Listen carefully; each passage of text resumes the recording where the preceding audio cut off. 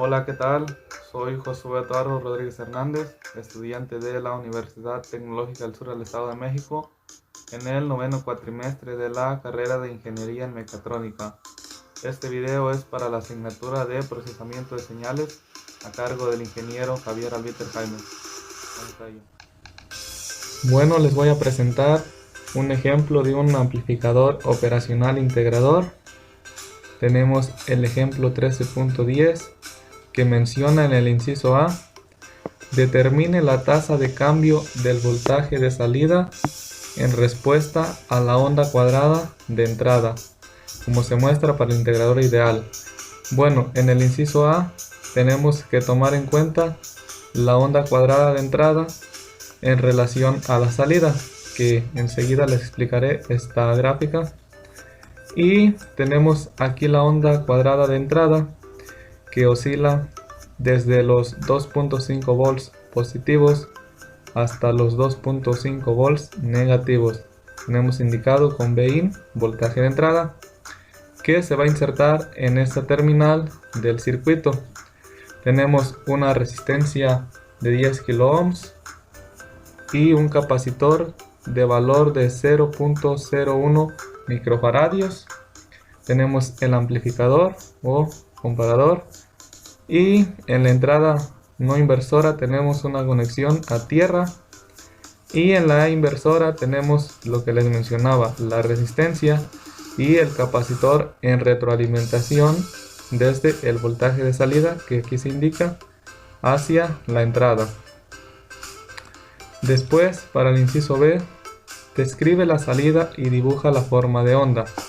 Bueno, vamos a dibujar la forma de onda, que es lo que les mencionaba aquí. Ahora de la salida, aquí ya tenemos una relación entre la onda de entrada, Vin, y la de salida, Vout.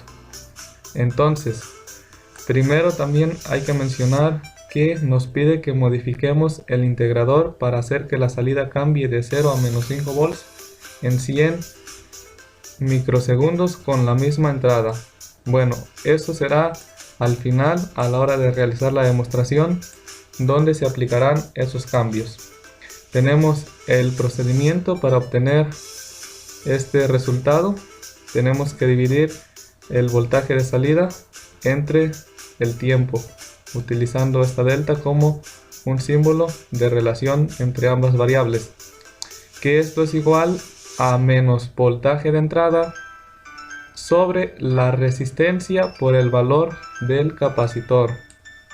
Vamos a hacer una multiplicación entre el valor de la resistencia con el valor del capacitor, que es lo que tenemos aquí abajo, y arriba nuestro voltaje de entrada, todo multiplicado por un signo negativo. Realizamos los cálculos y obtenemos menos 25 kilovolts sobre segundo, que para hacerlo más adecuado a este problema lo convertimos en menos 25 milivolts sobre microsegundo. Tenemos aquí las gráficas. Vamos a mostrar la relación que tienen entre ellas.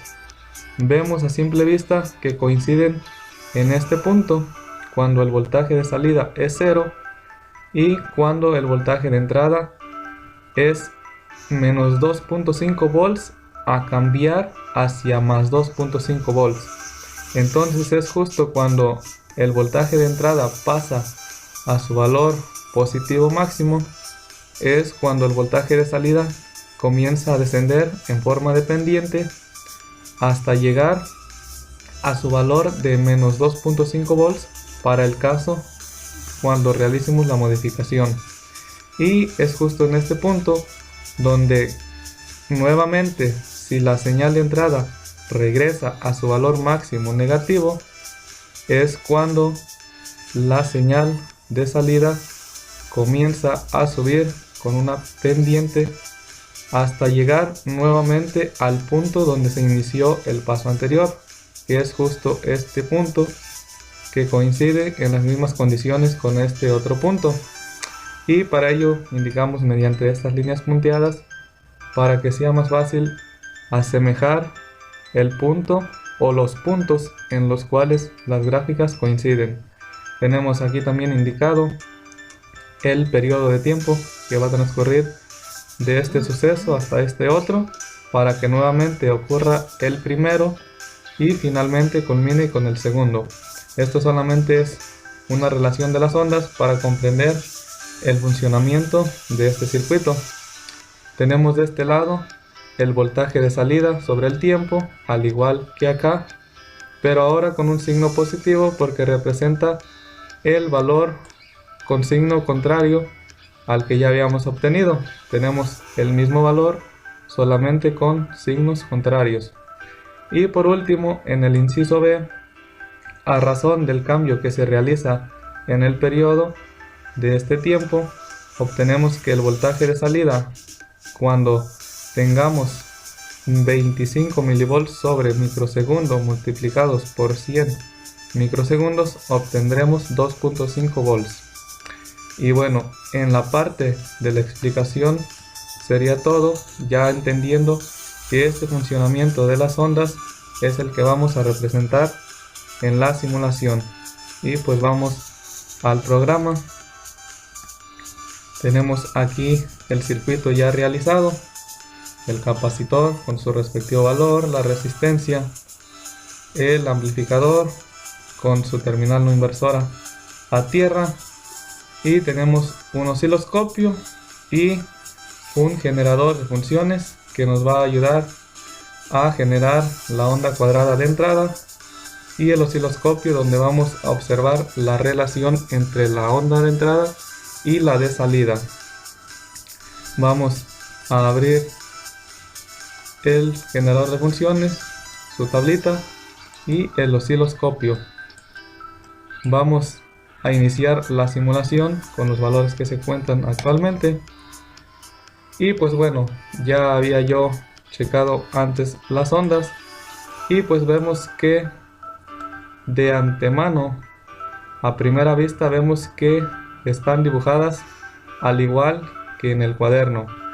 Para ello vemos que en este punto, cuando el voltaje de salida llega a su punto máximo negativo, su valor, este punto, es cuando la señal de entrada se convierte de su valor máximo positivo, que es 2.5 volts, estamos utilizando una amplitud de 2.5 positivos, hacia los 2.5 volts negativos, y es justo este punto. Cuando la señal se encuentra en su valor de 2.5 volts negativo, la señal de salida empieza en forma de pendiente a ascender hasta este punto, donde nuevamente la señal de entrada hace su cambio hacia su valor máximo positivo. Esta onda cuadrada va presentando ese comportamiento a lo largo de todo el tiempo en la gráfica. Es por eso que este punto que tenemos aquí lo volvemos a encontrar nuevamente acá bajo las mismas condiciones. Y el primero que identificábamos lo encontramos también aquí, que es cuando pasa de su valor máximo positivo a su valor máximo negativo y la señal de salida desciende hasta el valor. Aquí tenemos en el número 2, de 2 nos desplazamos en el canal B, que tenemos la salida menos 4.979 volts, que en teoría son los menos 5 volts. Y pues esa parte es la del funcionamiento con estos datos. Ahora recuerdo que nos mencionaba el ejercicio que deberíamos modificar a 100 microsegundos para observar el comportamiento de los cálculos. Entonces vamos a cambiar la frecuencia al doble, efectuamos los cambios y vamos a cambiar la escala para apreciarlo mejor, y vemos que ahora tenemos una onda de salida como un poco más corta, donde vemos que el funcionamiento en teoría sigue siendo el mismo, ya que cuando la señal de entrada está en su valor máximo positivo, la señal de salida desciende hasta llegar al punto que nuevamente la señal de entrada cambia a su valor negativo máximo, y es aquí donde la señal de salida comienza a ascender, hasta llegar a este punto. Y lo que les mencionaba, se va a manifestar este mismo comportamiento durante toda la gráfica. Ahora, si vamos a cuestión de los valores, en el cuaderno vimos que en el inciso B, nuestro voltaje de salida en estas condiciones, modificando, era de 2.5 volts. Entonces tenemos aquí en el número 2, lo más cercano a este punto posible, tenemos el valor de 2.496 volts, negativos en este caso porque está descendiendo. Entonces técnicamente tenemos nuestro valor de 2.5, solo que aquí presenta una pequeña variación. Y en sí, ese es el funcionamiento que deberíamos observar en este circuito, que cuando la señal de entrada está en 2.5 volts, esta onda cuadrada, la señal de salida va a ir descendiendo en forma de pendiente hasta llegar nuevamente al cambio de posición de la señal de entrada para subir. Entonces va bajando, va descendiendo, llega a este punto donde se realiza el cambio en la onda cuadrada y ahora asciende, y con los valores ya mencionados.